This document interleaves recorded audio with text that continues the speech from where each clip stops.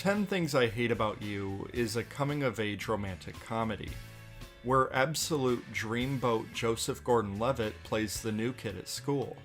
And shockingly, he's not the primary hot guy that you'll be swooning over in this story. But we'll get to Heath Ledger in a moment. Cameron is the new kid, and he falls head over heels for Bianca. But there's a slight problem. Bianca isn't allowed to date anyone unless her sister Kate starts dating. But Kate has been called antisocial, or as the students refer to her, a heinous bitch. So there's this whole scheme to bribe bad boy stud muffin Patrick to seduce her. It's a simple premise, a double love story with some scheming and bribery and betrayal. It reminds me a bit of Mean Girls, not because of the plot, but because of the comedy. It's very exaggerated and very goofy. Almost every line of dialogue is humorous or quote-worthy, and even the way it breaks the school down into different cliques. It's very satirical and over the top.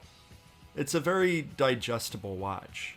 I'd call this a comfort movie, and there's nothing here too challenging or provocative. Well, except Julia Stiles. The chemistry between her and Heath Ledger is great, and honestly, all the supporting cast is just wonderful. I love the school counselor that's constantly writing smut, the English teacher that is constantly yelling at everyone, and the dad who's overly protective and always fears the worst case scenario.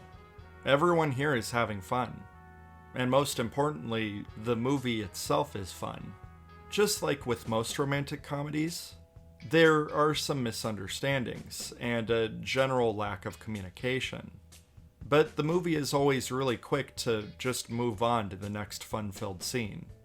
Nobody stays mad for very long. One of the more unique things about this movie is that it's very Shakespearean.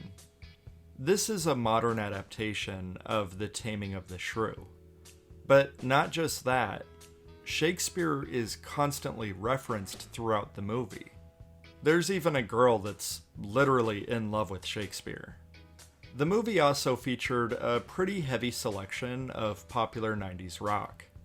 It was made in 1999, and it certainly feels like it was made in 1999. There's nothing really groundbreaking here, but it's surprisingly witty and it's unapologetically charming.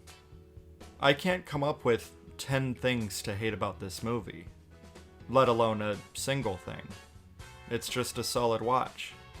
If you're looking for a Shakespearean coming-of-age romantic comedy from the late 90s, well, this is probably the movie for you.